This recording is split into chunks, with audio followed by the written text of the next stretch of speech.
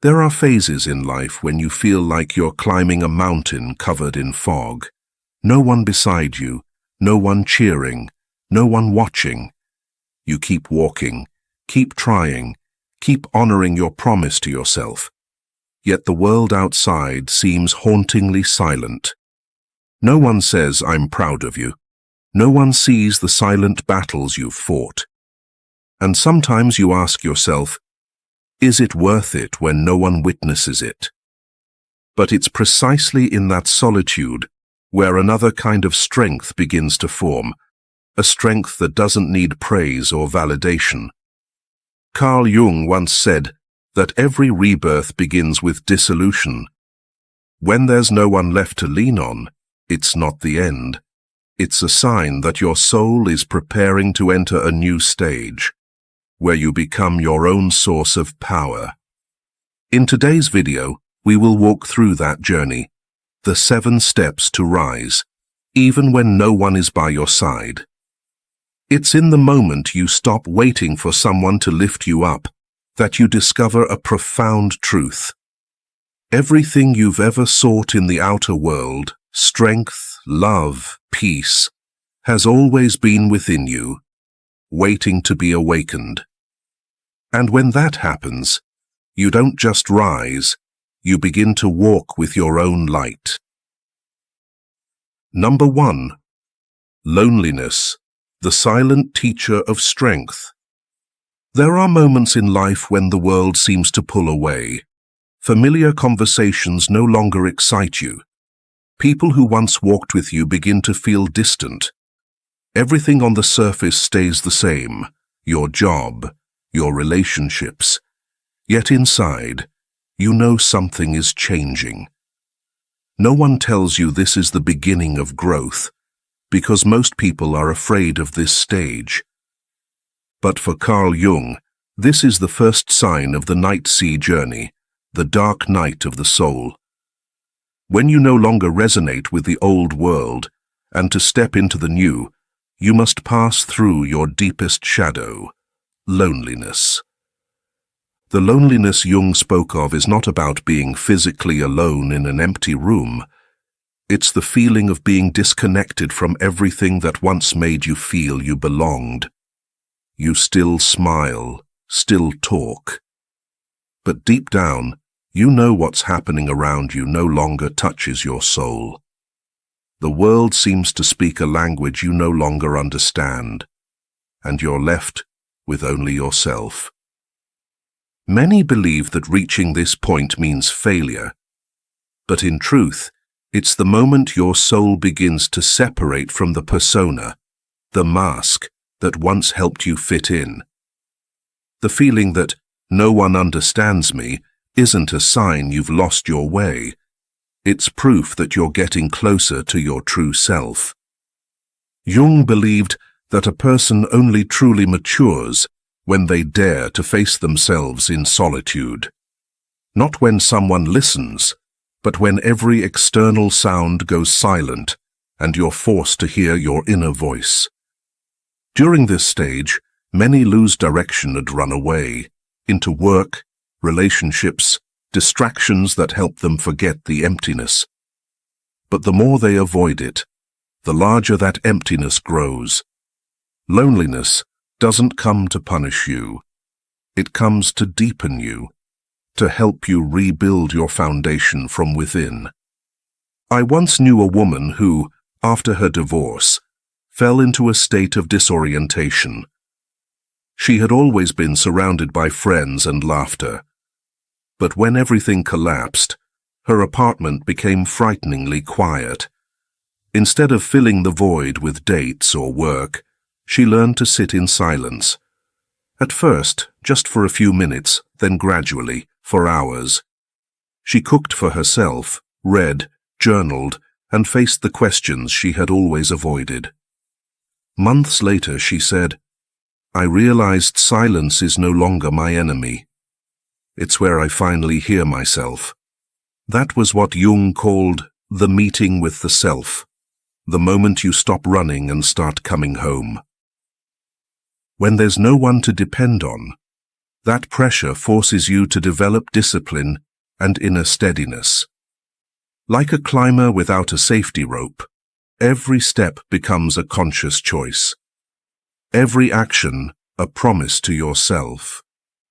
And each promise kept becomes a brick that builds your strength.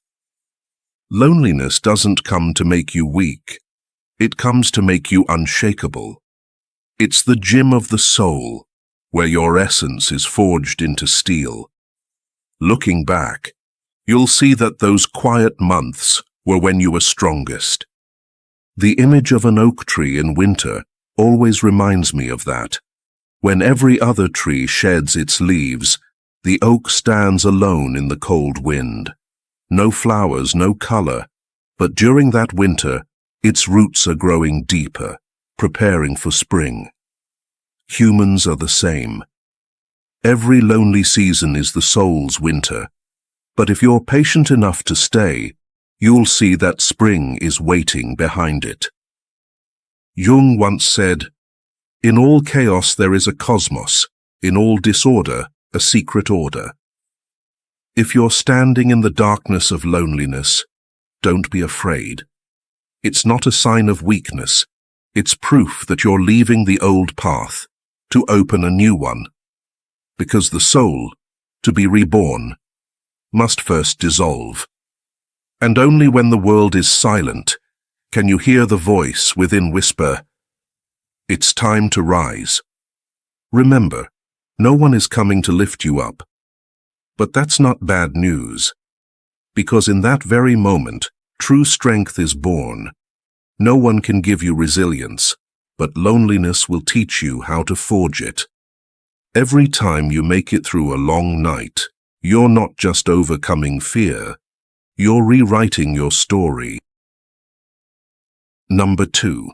Stop seeking emotional comfort from others. At some point, after learning to stand in solitude, you realize something profound. What exhausts us isn't loneliness. It's expecting someone else to fill it. Carl Jung once said, "Loneliness does not come from having no people around you, but from being unable to communicate the things that matter most." When you rely on others to make you feel okay, every silence, withdrawal, or unmet response feels like collapse. That isn't love, it's emotional dependency, which Jung saw as the mark of an unintegrated ego. After the stage of the lonely warrior, the next lesson is to learn how to soothe yourself. When you stop seeking reassurance and approval from the outside, that's when the self begins to take over. I once met a woman in a group therapy session. She confessed that she nearly panicked whenever her boyfriend didn't reply to her texts. She would check her phone dozens of times, imagining the worst. "I know it's irrational," she said, "but when he's silent, I feel like I don't exist." After months of therapy, she discovered the fear didn't come from him. It came from her childhood. Whenever she was sad, her parents would say, "Don't be dramatic," or walk away. Her unconscious learned, "Your feelings don't matter." And ever since, she sought someone to prove otherwise. Jung called that the trap of emotional projection, when we use others as mirrors to determine our worth. When they respond, we feel valuable. When they withdraw, we lose direction. But the truth is, no one can be your savior forever. The more you depend on others for stability, the more you lose the ability to regulate yourself. Self-soothing doesn't mean coldness or disconnection. It means becoming the one who listens to your own emotions. When sadness arises, instead of running to find someone to calm it, you stay. Place your hand on your heart and whisper, "I'm still here." That simple act is the beginning of emotional independence, a key stage of individuation, when you stop merging with the collective and become an autonomous self. A person who knows how to comfort themselves doesn't need constant responses to feel valuable. They don't need instant replies or compliments to keep going. They can sit quietly in a cafe, enjoying their coffee alone, feeling complete in that moment. That's not coldness. It's the highest form of freedom. Freedom from the need to be validated. Jung said that all forms of dependence are the shadow of love. We call it attachment, but it's really fear of abandonment. The immature ego craves someone to confirm its worthiness, but when you look deeply into that fear, you realize it's not emptiness. It's an invitation to become the parent you once needed, but never had. And then you understand. What you thought you needed someone else to help you survive, you've had the power to do all along. In modern psychology, this is called emotional independence. It's not rejecting love or connection. It's refusing to hand over control of your emotions to anyone else. You still love, still connect, but you don't lose yourself when relationships change. When someone leaves, you grieve, but you don't collapse. When someone goes silent, you listen, but you don't lose your worth. Someone with emotional independence doesn't need a rescuer. They can lift themselves up, wipe their own tears, and keep walking. And only from that place can they love truly, not out of need, but out of choice. Perhaps that's what Jung meant when he said, "The privilege of a lifetime is to become who you truly are." Because when you stop seeking comfort from others, you start seeing your own power, a power that doesn't depend, doesn't borrow, and can't be taken away. From the moment you stop waiting for someone else to make you happy, you begin to grow up. And if you're in that stage, no one understands, no one comforts, no one lifts you up. Remember, it's okay. No one coming doesn't mean you're alone. It only means it's time to stand on your own 2 feet. Whisper quietly to yourself, "I don't need anyone to save me. I just need to not abandon myself." That's the second step, and the turning point, to rising, even when no one is there. And if you're in that stage now, learning to stand alone with no one understanding or comforting you, see it as a sign that your soul is maturing. Let me know you're still here by leaving one word in the comments. Still, as a signal that even when no one stands beside you, you still choose to stand with yourself. Number 3. Stop complaining. The language of the victim ego. After you've learned to stand strong in solitude and soothe yourself, another subtle but demanding challenge arises. Stop complaining. Complaining is how the ego keeps you anchored in your comfort zone, the place where you get to see yourself as the victim. It convinces you that you have a reason not to change. But the irony is this: every time you complain, you reinforce the belief that you are powerless, unconsciously sending the message, "I have no strength." Carl Jung called this the shadow of self-pity. When you're trapped in that darkness, you stop acting and start repeating the same question. Why me? As if the universe is unfair, as if the world owes you an explanation. But the real question isn't, why me? It's, what can I do with this? The moment you change that question, the energy trapped in complaint begins to move again. Jung once said, "Until you make the unconscious conscious, it will direct your life and you will call it fate." Every time you complain, your unconscious is running the show, turning you into a victim of circumstance. But when you look beneath the emotion that fuels your complaint, You step out of the shadow and become the one steering consciousness again. Complaining is a clever habit of the mind. It makes you feel like you're doing something, but in reality, you're staying still. Each complaint is a form of delayed action. When you're busy blaming circumstances, you lose the energy to transform them. Others may hurt you, but only you can decide whether that hurt becomes a chain or a lesson. Think of a stone at the bottom of a river. The current is strong, it grinds, it crashes, it carries the stone away. But over time, the very flow that seemed destructive polishes the stone until it becomes smooth and luminous. Life is the same. It doesn't pause because you complain. It keeps flowing, keeps testing, keeps shaping you. But if you endure the flow instead of cursing it, you'll become stronger, clearer, more beautiful than before. Complaining feeds the victim ego, the part of you that always wants someone else to take responsibility for your pain. That ego loves to feel pitied, because as long as you're a victim, you're exempt from responsibility. But that's also the surest way to stay stuck. On the other hand, every time you stop complaining and take action, no matter how small, you reclaim the energy lost to your unconscious. You rise not because someone pushes you, but because you choose not to stay in the dark any longer. Complaining often starts with small sentences. I'm so tired. No one understands me. I try so hard, but no one notices.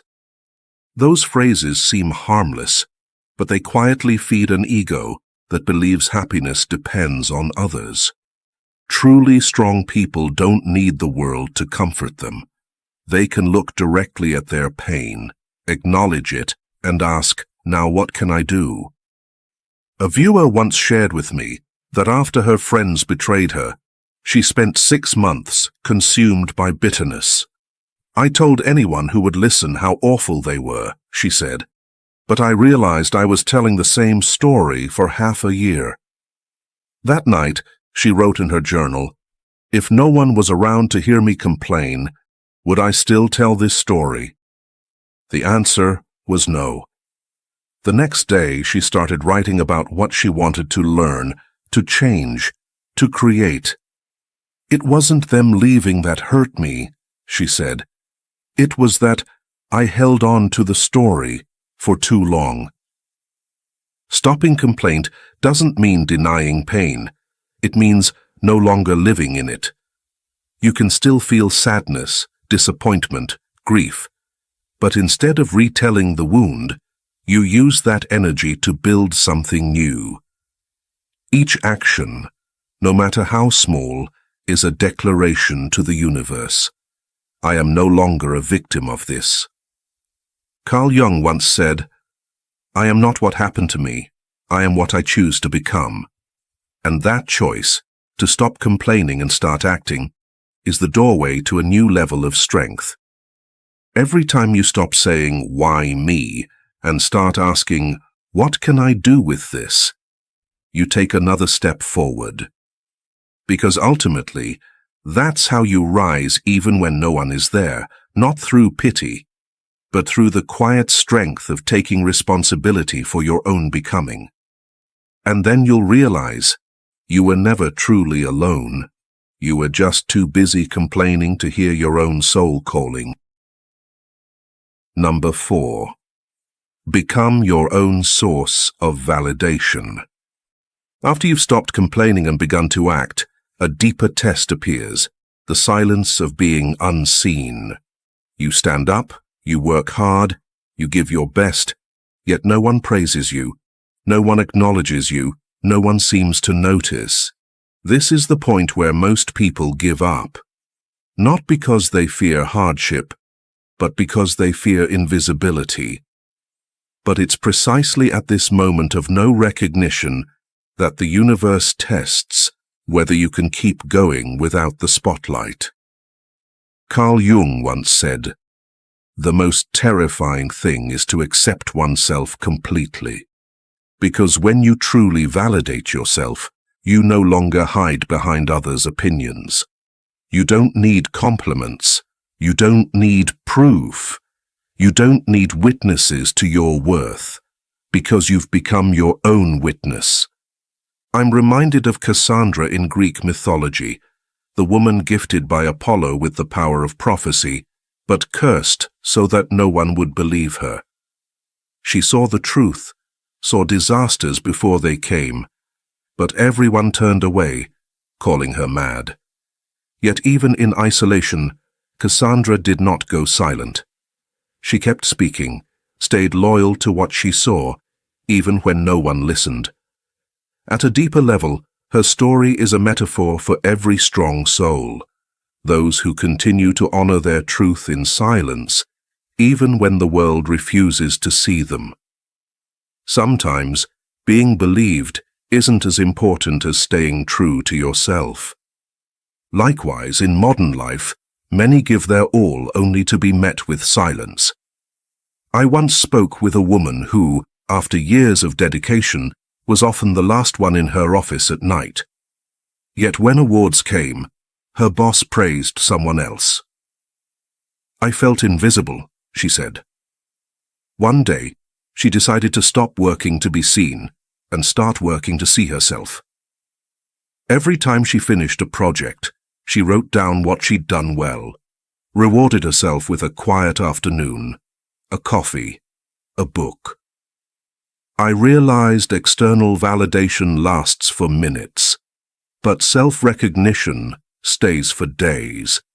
That's the shift from the dependent ego to the self, the mature center of consciousness in Jungian psychology. Those who live from the self act, not for praise, but because it's an expression of who they are. They don't need an audience to know their worth, because their value doesn't come from applause, it comes from the frequency of inner truth. External validation, in the end, is just a reflection. Those who haven't seen their own light will always chase it in others' eyes. But those who've seen it within carry it wherever they go. They no longer need others to believe because their belief has become their foundation. Jung once said, "Knowing your own darkness is the best method for dealing with the darknesses of other people." When you dare to look inside, to see both your weakness and your strength, you no longer need the world to prove anything to you. You're no longer controlled by the fear of not enough, because now you are enough, simply because you know it. Self-validation isn't arrogance, it's the deepest form of self-respect. It's knowing you're still on your way, still imperfect, yet you hold yourself with both hands, light and shadow alike. Those who can validate themselves don't deny their flaws. They see them as proof of becoming. Mistakes don't reduce their worth. They make their path more real. Think of how steel is forged. Metal hardens only when exposed to fire. The same goes for the soul. Silence, neglect, and lack of recognition are the flames that strengthen your core. When no one else validates you, you're forced to look inward, and in that gaze, you discover something extraordinary. You're far stronger than you thought. And when you truly embrace that, something miraculous happens. You begin to glow from within. Others may not say a word, but they feel your presence, steady, calm, grounded. Not because you try to shine, but because you no longer need to prove. Remember, every applause fades, every gaze eventually turns away. But your own gaze, if it's warm and honest, becomes a flame that never dies.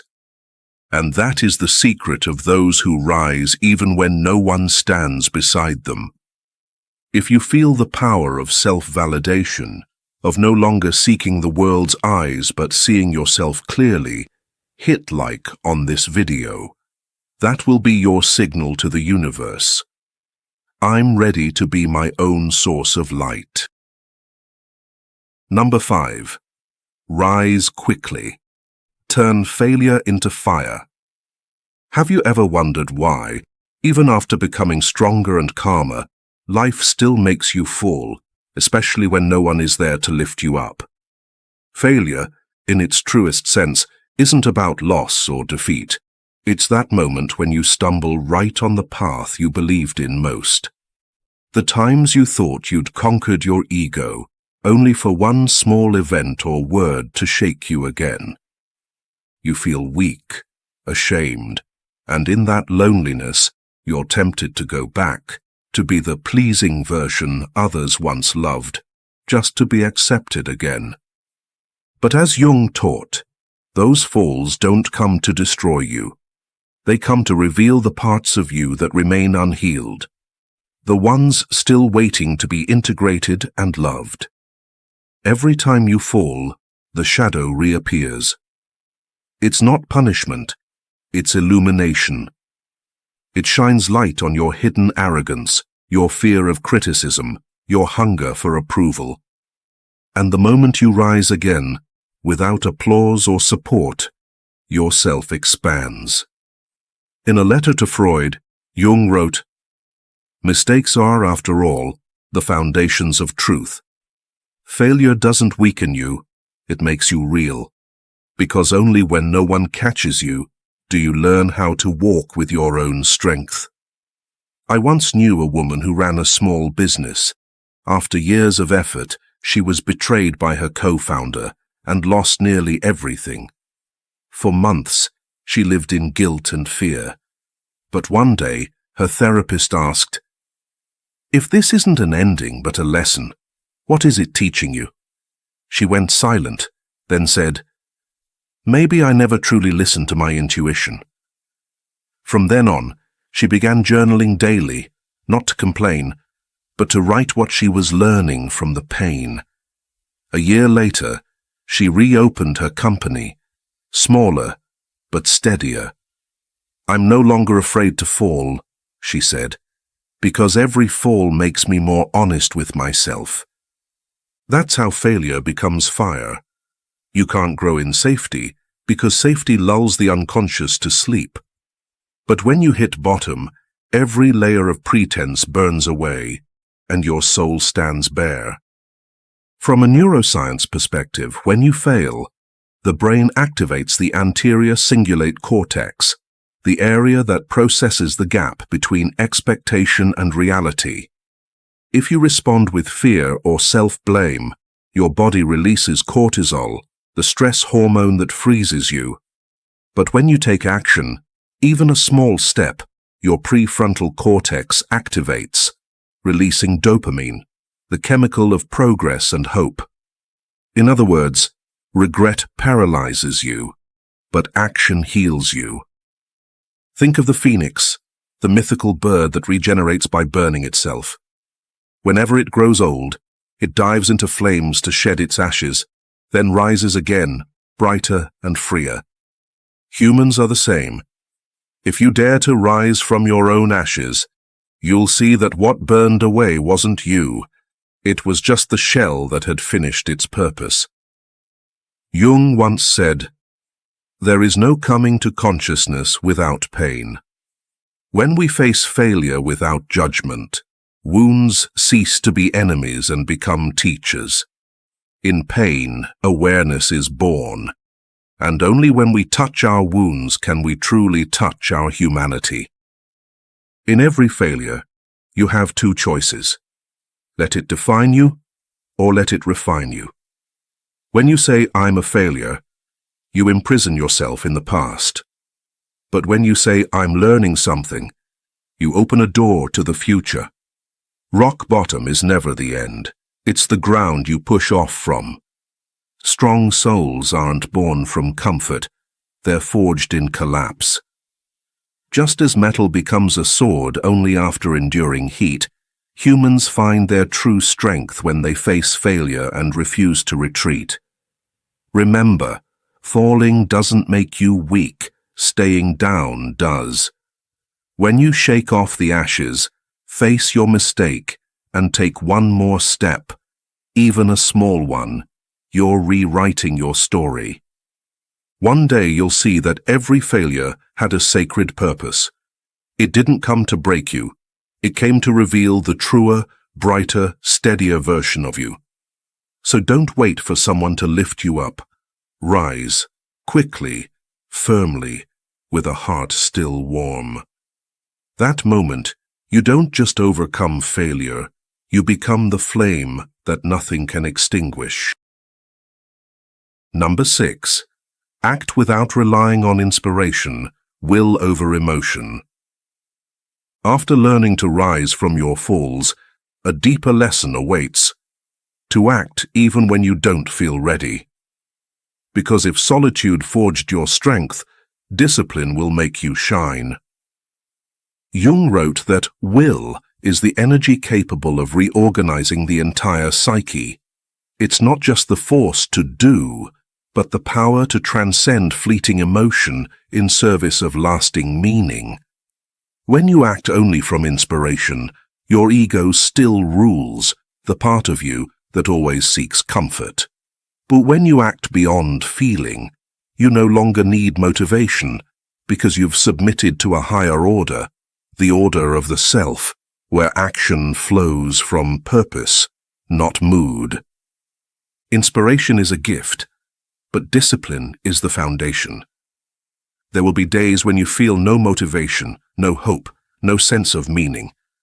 But if, on those days, you still sit down, still continue, even one small step, you're training your greatest power. Will over emotion. Jung said that most people lose their life force waiting for inspiration instead of cultivating will. If you only act when you feel excited, your life will be full of beginnings, but empty of mastery.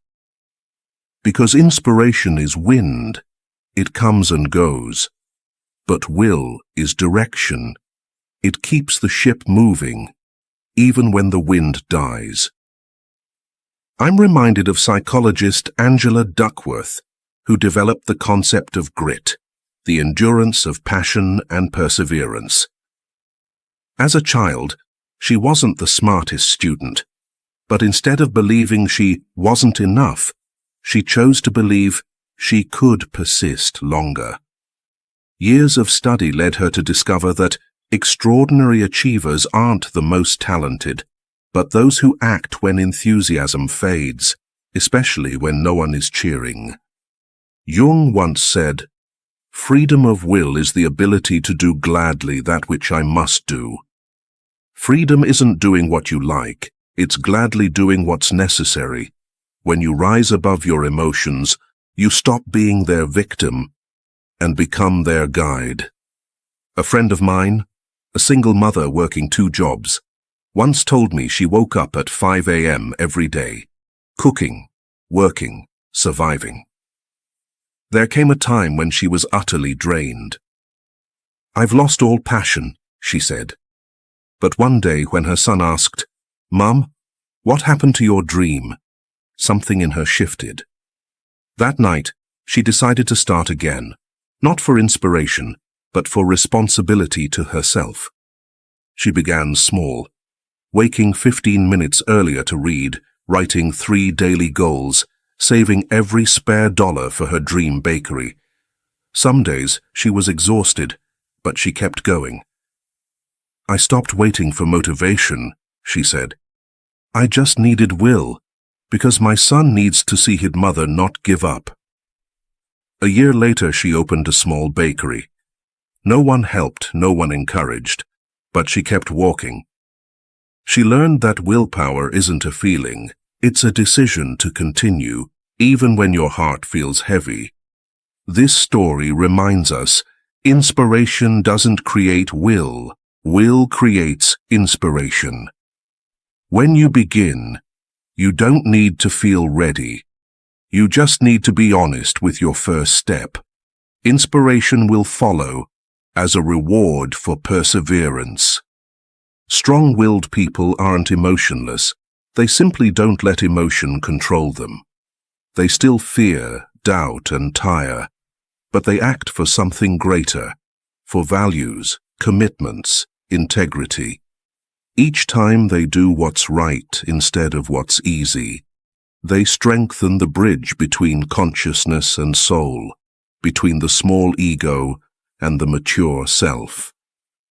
One day, you'll realize that your most defining progress didn't happen in moments of excitement, but in moments of resistance, especially when you were alone, with no reminders or encouragement. Those are the moments that shape you, not because they're easy, but because you refuse to let mood or loneliness dictate your direction. So if today you feel uninspired, unseen, unsupported, remember, you don't need any of that to move. You just need one small decision to start. Not perfectly, not dramatically, simply start. And then, consistency will take you further than anyone who ever tried to help you, to the far shore of yourself. If you've ever had to keep going alone, without motivation, without support, guided only by will, share your story in the comments. Because maybe your story will be the small flame that keeps someone else from giving up today. Number 7. You don't need anyone to understand you. Everything you seek is within.